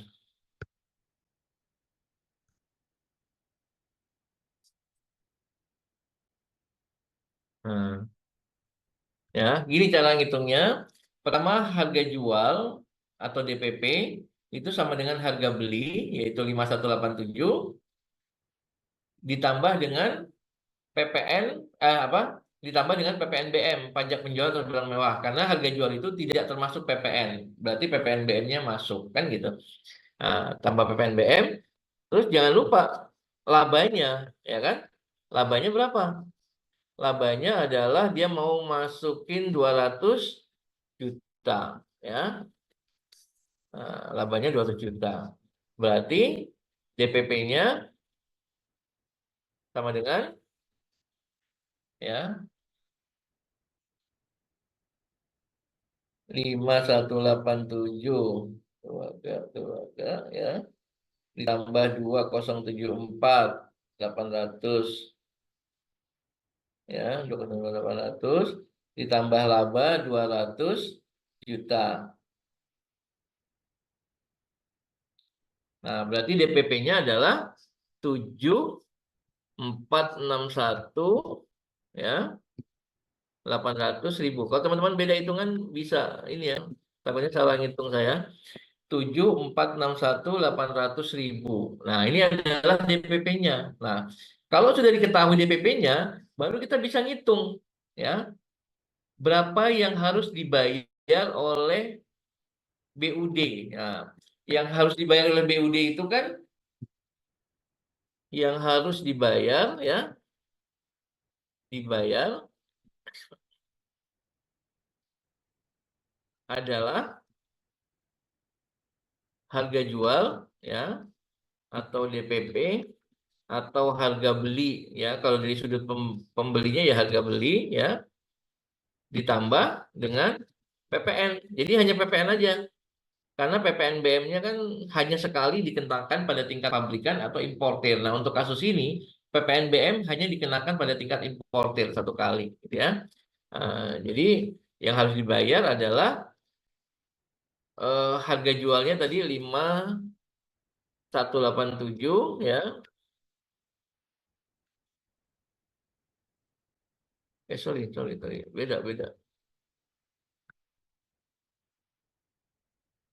Tadi udah jumlahin belum sih?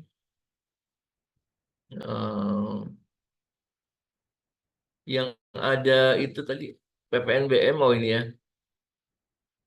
Oh, kita masih bicara DPP. Oh, DPP-nya 7461 ini udah ya. Ini DPP-nya bukan 5187, ini udah ditulis 7461, sorry. 7461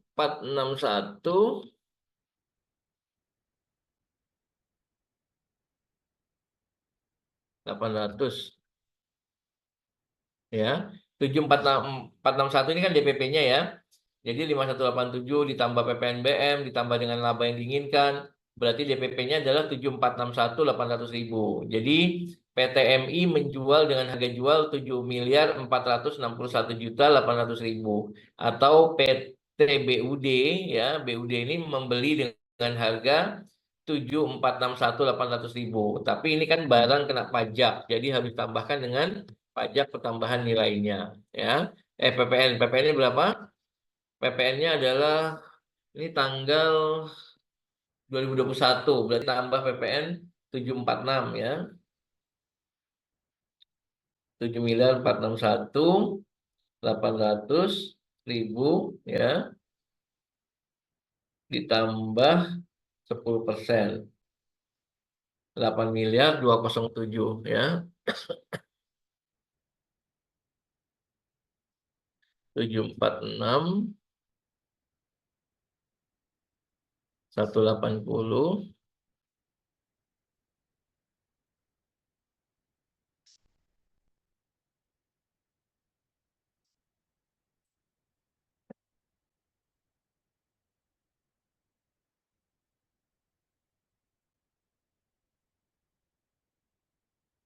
746 180.000, kemudian ditambah ini tambah 10% ya. 8.207. Jadi kita tulis ulang. Berarti di sini adalah yang harus dibayar sama dengan 8.207.980.000. Nah, jadi kalau pertanyaannya berapa yang harus dibayar oleh BUD ya?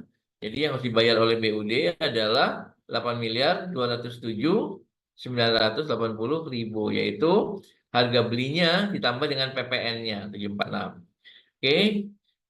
Jadi B itu pertanyaannya adalah berapa yang harus dibayar oleh BUD, yaitu harga belinya 7.461 ditambah dengan PPN-nya, yaitu 10% dari 7.461. Jadi total yang dibayar 8.207.980.000 ya. Nah, kemudian pertanyaan ketiga, apabila BUD menjual kepada Tuan Alex ya dan menambahkan laba 150 juta, berapa DPP PPN dan PPN yang terutang serta jumlah yang harus dibayar oleh Tuan Alex. Nah, ini kita jadi tahu gitu ya. Pertama adalah DPP-nya dulu deh ya. DPP sama dengan harga jual atau harga belinya ya. BUD itu membeli dengan harga 7 miliar ya. Kita tahu ini dulu. Harga beli ditambah laba. Ya kan? Jadi sama dengan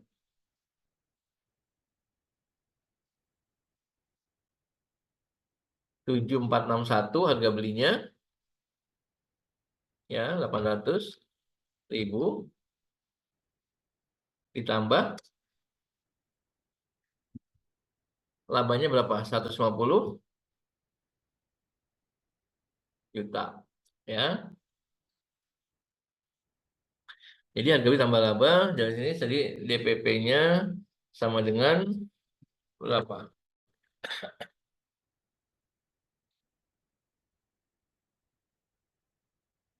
7.461.800.000 ditambah labanya 150,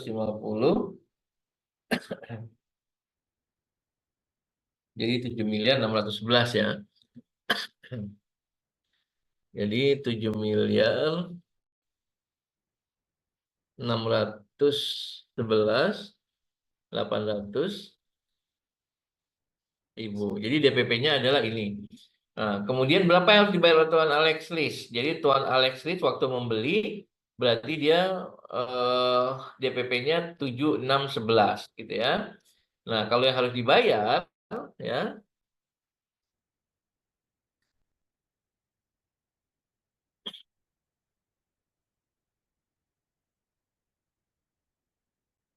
Tuan Alex ya sama dengan DPP harga belinya atau harga jual ya kan. Itu ditambah dengan apa? PPN ya. PPN ini berapa? 10% dari 7.611 ya. Jadi PPN-nya itu adalah 761 ya kan? 180.761.180.000. 761 juta ya 180.000. Jadi yang harus dibayar sama dengan ya harga jualnya adalah 7.461 ya.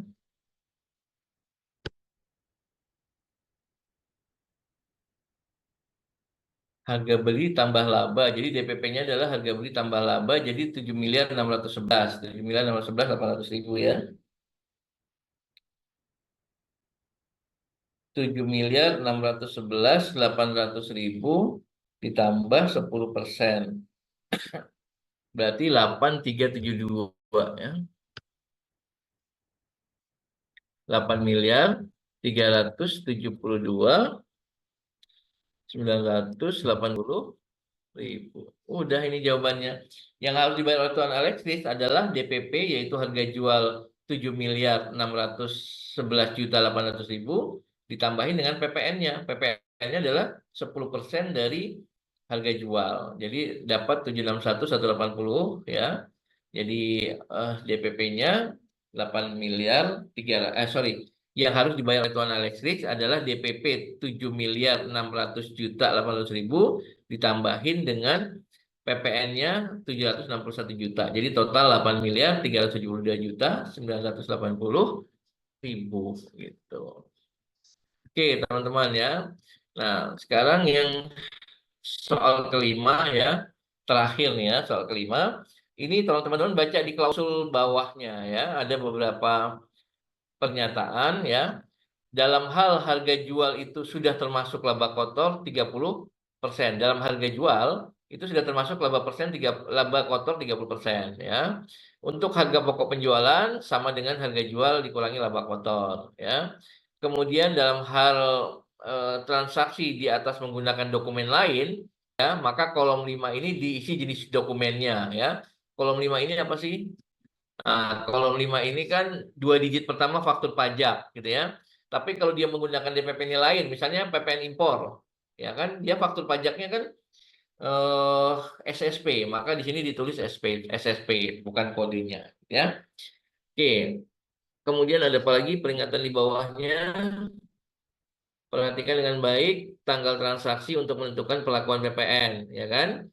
Sesuai dengan ketentuan peraturan perpajakan yang berlaku. Ya, oke.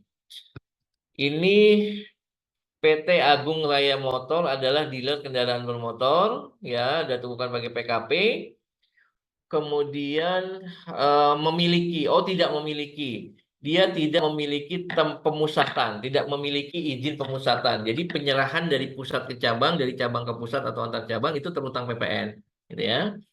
Nah, kemudian saudara diminta untuk membantu menghitung DPP PPN ya. Nah, jadi kolom 3 ini harus diisi berapa DPP PPN-nya. Kemudian kalau sudah ketahuan DPP gampang, PPN kan sama dengan tarif kali DPP. Berapa PPN yang terutang di kolom 4.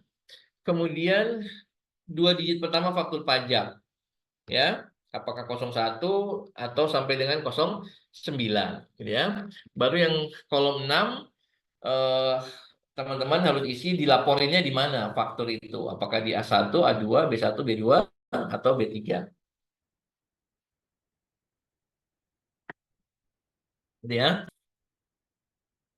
Nah, kita isi satu-satu. Yang pertama ini transaksi selama bulan Maret 2023. Ya, berarti tarif baru ya. Tarifnya sudah 11% 2023. Pada tanggal 2 melakukan penyerahan 1 unit mobil sedan kepada Tuan A selaku pembeli dengan harga jual 320 juta. Jadi teman-teman perhatikan ya. Di sini kan udah tertulis harga jual. Nah, ya. Harga jual itu berarti dasar pengenaan pajak untuk penyerahan BKP. Nah, ini berarti DPP. Kalau ditanya berapa DPP-nya? Ya DPP-nya sama dengan ini ya 320. Nah, sorry.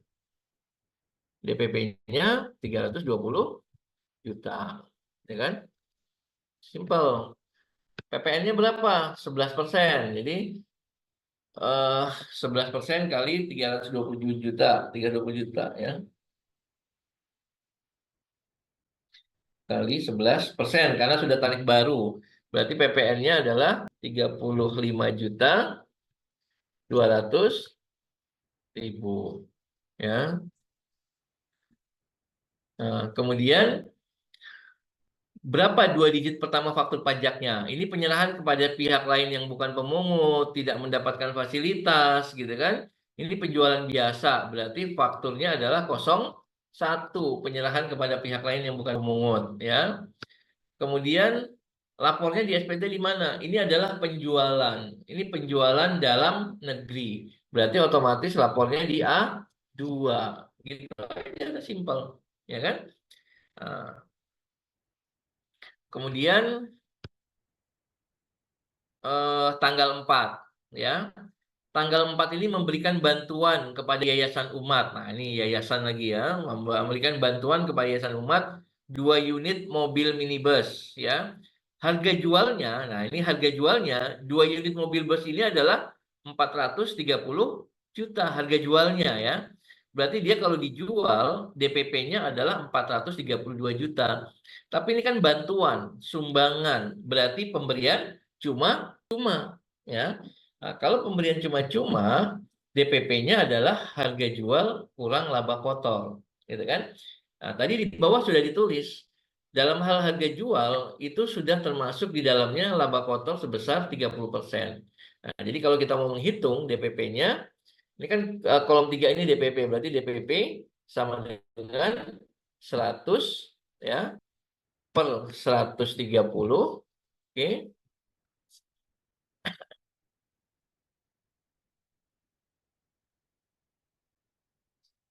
dikali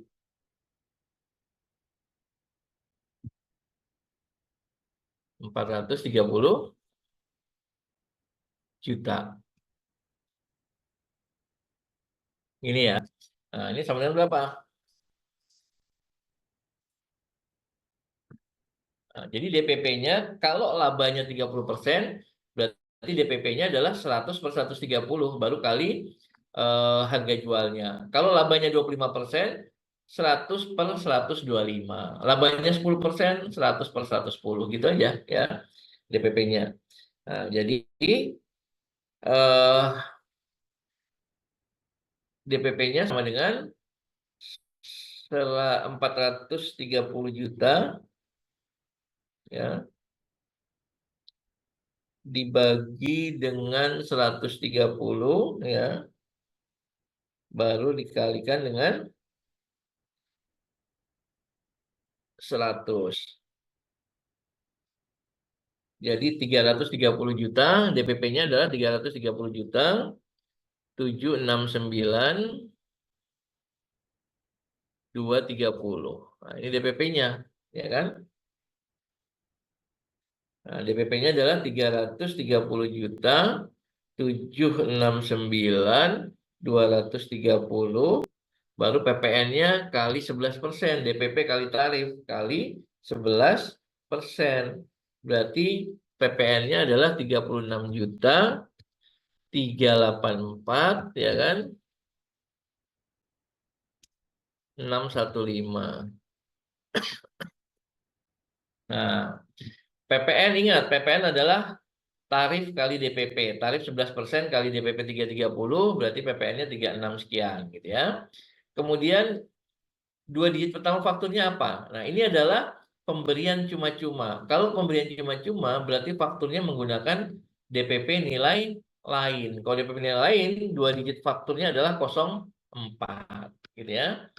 Nah, kemudian lapornya di mana? Ini pemberian cuma-cuma, semuanya sama. Lapornya faktur itu di A2 karena penjualan atau penyerahan atau pemberian cuma-cuma atau pemakaian sendiri, lapornya sama ya.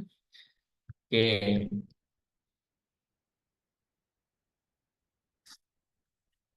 Kemudian tanggal 8 ya.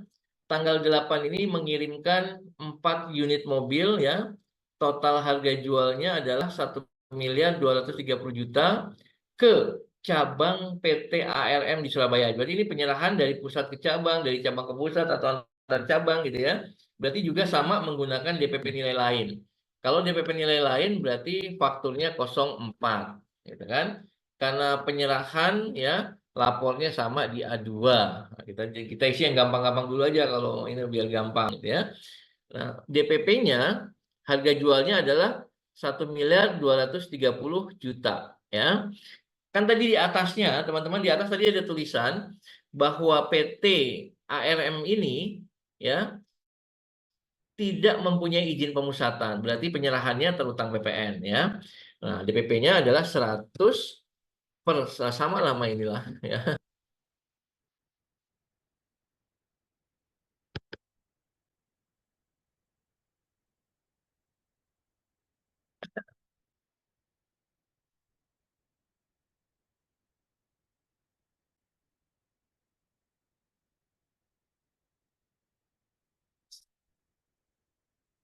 Ya udahlah tulis ulang deh. Susah. Jadi 100 per 130 ya dikalikan dengan 1.230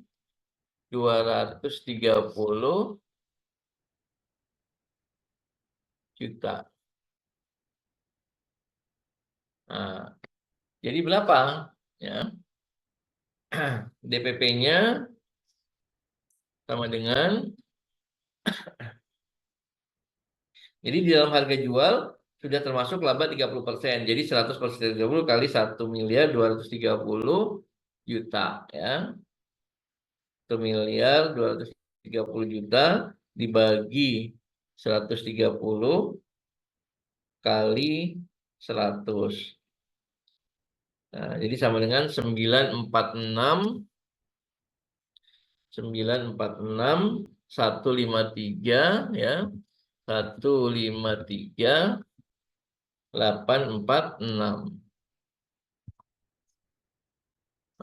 Ini adalah DPP-nya. 946.153.000 ya. 846. Nah, PPN-nya berapa? PPN sama dengan DPP kali tarif. Tarifnya 11% ya. Berarti PPN-nya adalah 104 juta ya. 104.076.923. Nah, ini ya. Jadi PPN-nya adalah 104 juta. Ya, benar ya. 11% kali 946 juta, 104 juta. Oke. Lapornya di A2, kemudian fakturnya 04 karena merupakan penyerahan dari pusat ke cabang atau antar cabang yang menggunakan DPP nilai lain. Oke. Nah, kemudian tanggal 12. Tanggal 12 ini melakukan penyerahan mobil kepada Kedutaan Besar Italia. Nah, total harga jualnya 1,3. Nah, ini udah harga jual nih, teman-teman ya. Udah harga jual berarti ini udah DPP. Nah, ini udah harga jual nih.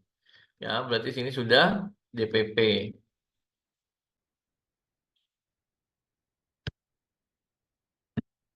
Nah, pertanyaannya eh kita lihat DPP-nya berapa? Berarti DPP sama dengan harga jual berarti 1.300.000. Kok bisa meleset sini? 1.300.000.000. Nah, ini DPP-nya adalah 1.300.000.000 ya, sudah tertulis harga jual DPP-nya.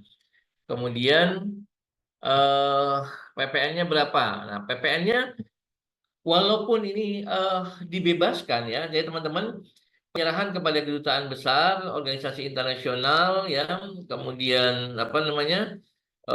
Konsulat dagang internasional ya, organisasi internasional PBB, WHO dan seterusnya ya. Ini adalah penyerahan yang mendapatkan fasilitas dibebaskan ya. Jadi tapi di dalam faktur pajak PPN-nya tetap ditulis 1.300.000 dikali 11%. Berarti PPN-nya adalah 143 juta ya. Ya. PPN-nya 143 juta. Nah, 2 digit pertama faktur pajaknya apa? Karena penyerahan ini mendapatkan fasilitas dibebaskan, berarti faktur pajaknya adalah 08. Karena ini penjualan, lapornya di A2. Gitu ya. Gampang kan ya? Nah, kemudian yang berikutnya, membayar PPN impor atas pembelian mobil dari pabrikan Ferrari di Perancis, harga belinya 800 juta. Nah, ini CIF 800 juta. Atas impor dikenakan bea masuk ya. Berarti nilai impor, berapa nilai impornya ya? Nilai impor sama dengan ya. Nilai impornya itu sama dengan dasar pengenaan bea masuk yaitu 800 juta ya kan? Ditambah biaya masuk itu sendiri. Nah, biaya masuknya adalah 30% dari 800 juta ya. 30% juta sama dengan 240 juta.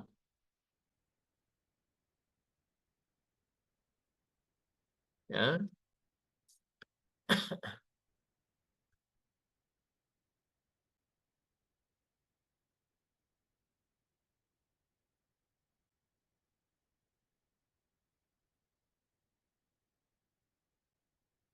Berarti nilai impornya adalah 1.040 juta ya. Jadi PPN-nya adalah DPP-nya adalah 1 miliar. Nah, DPP PPN untuk impor itu adalah nilai impor. Berarti DPP-nya adalah nilai impor sama dengan 1.040 ya. Nah,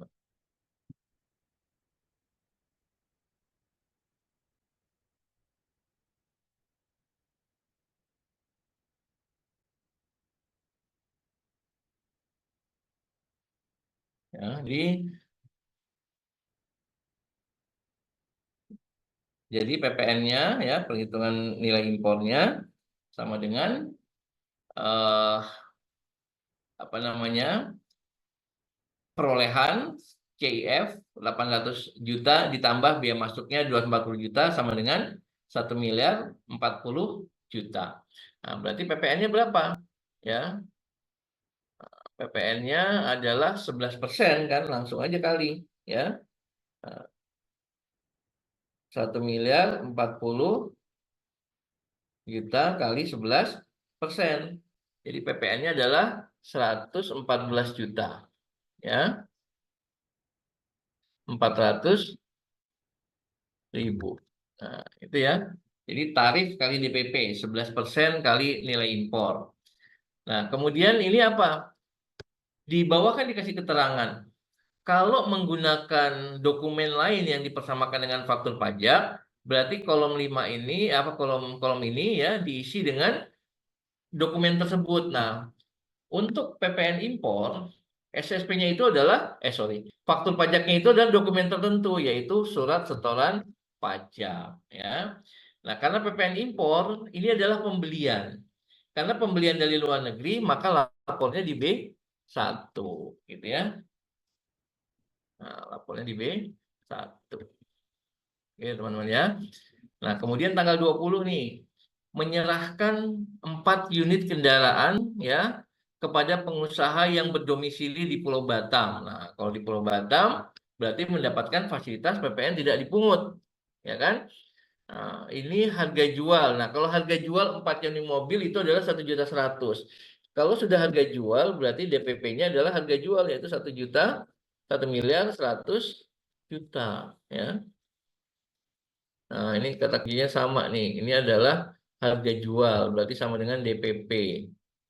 Ya. Nah, berarti sama dengan ini. Ini penyerahan kepada pengusaha di Pulau Batam. Jadi fakturnya, sorry. Berarti dia mendapatkan fasilitas PPN tidak dipungut. Tapi PPN-nya tetap dicantumkan ya. Jadi 1.100.000.000, nah, 1.100.000.000 juta kali 11%. Berarti PPN-nya adalah 120. PPN-nya adalah 121 juta. Nah, gitu ya. Kemudian fakturnya 2 digit pertamanya apa? Karena penyerahan ke Pulau Batam, Bintan, Karimun, kawasan bebas, pelabuhan bebas, kawasan berikat, ya. Kemudian tempat penimbunan berikat, toko bebas bea di bandara, pelabuhan kalau ada, ya, toko bebas bea. Nah, ini apa namanya?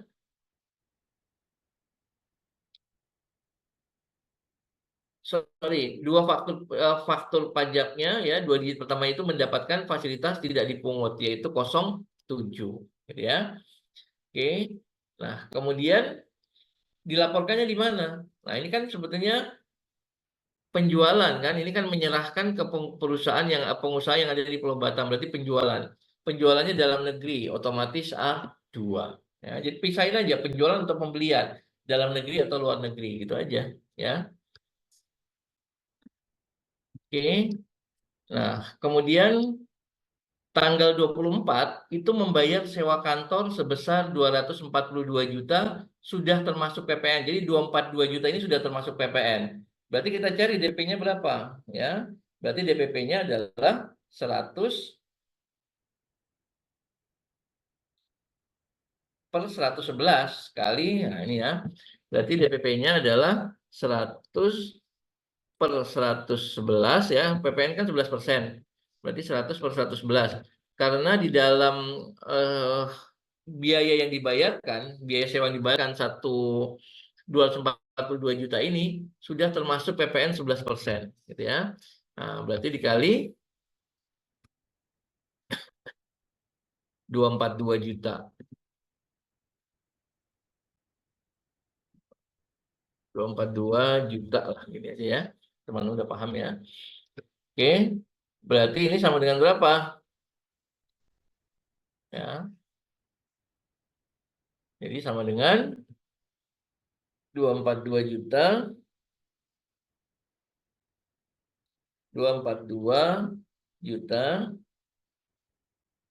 dibagi dengan 111, ya kan, kali 100. Jadi DPP-nya adalah 218, ya, sambil dihitung teman-teman kalau ada salah, 018, soalnya belum konsentrasi nih, belum makan ya.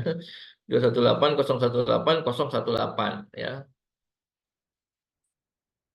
Nah, ini ada DPP-nya, ya kan?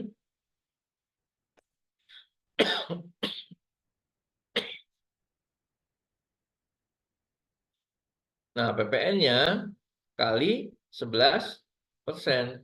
Nah, berarti PPN-nya adalah 2 juta, kok 2 miliar? Tadi benar ya?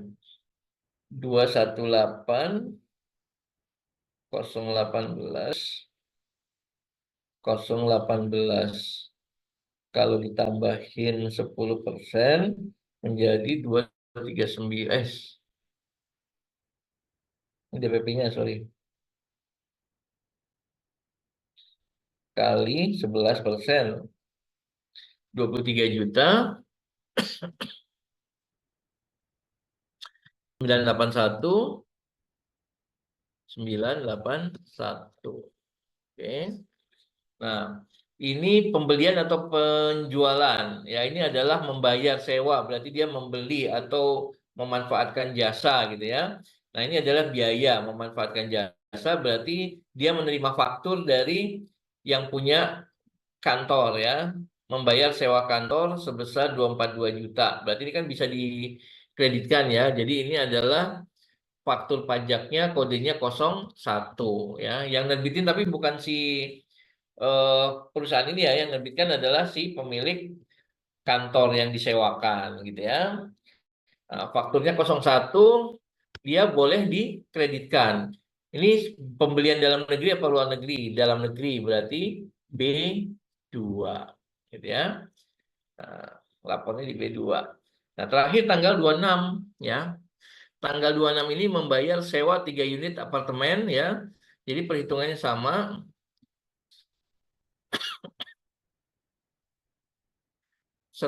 Ini termasuk PPN 11%, 132 juta, berarti 100 per 111, ya kan?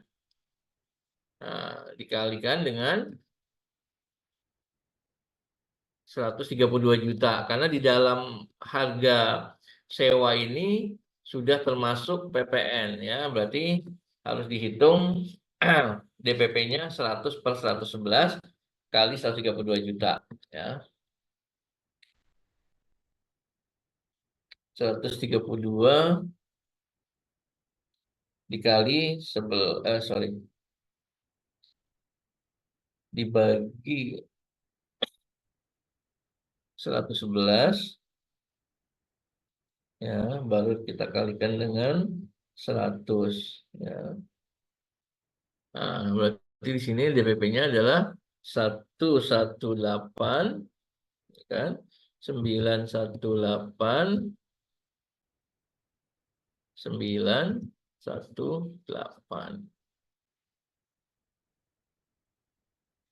Nah, PPN-nya ya, PPN-nya adalah 118 juta 918 kali 11%.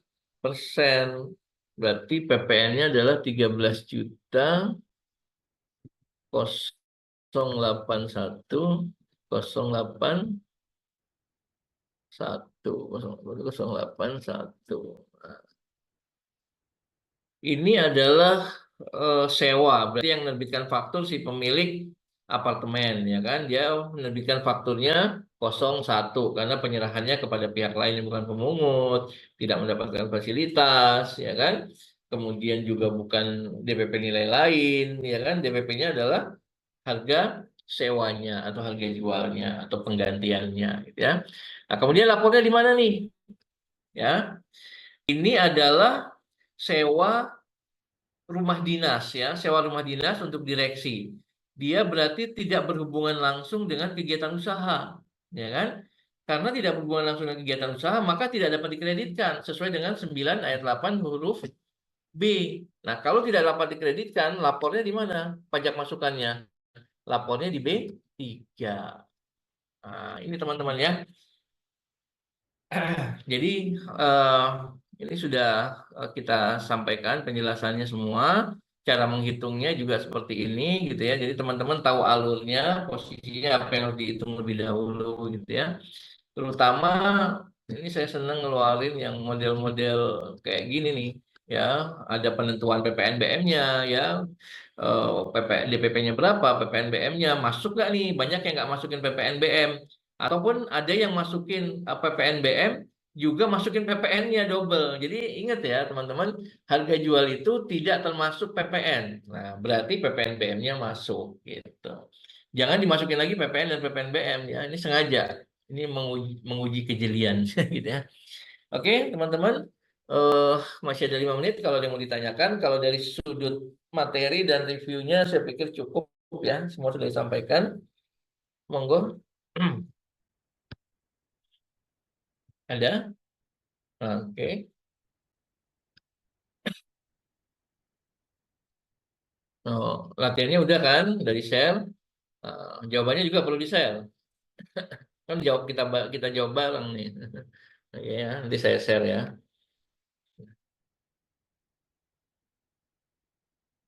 Iya benar tadi teman-teman nggak usah ngerjain juga, mendingan memperhatikan gitu kan, memperhatikan nanti ini saya share semuanya.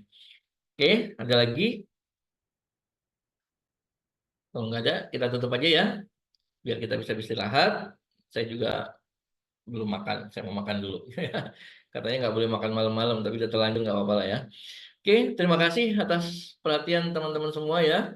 Mohon maaf kalau ada yang tidak berkenan selama pertemuan kita, ya, tidak ada kesengajaan ini supaya komunikasi aja berjalan lancar biar lebih akrab gitu ya, teman-teman juga nanya atau merespon dengan baik gitu ya. Terima kasih. Assalamualaikum warahmatullahi wabarakatuh. Selamat malam. Salam sejahtera. Salam sejahtera untuk kita semua. Waalaikumsalam warahmatullahi wabarakatuh. Terima kasih Pak Catur untuk sesi malam ini. Terima kasih ya, Bapak Ibu semua. terima kasih semuanya. Ya, kita ketemu lagi di pertemuan besok ya. Terima kasih sekali lagi. Terima kasih Pak Catur. Selamat malam.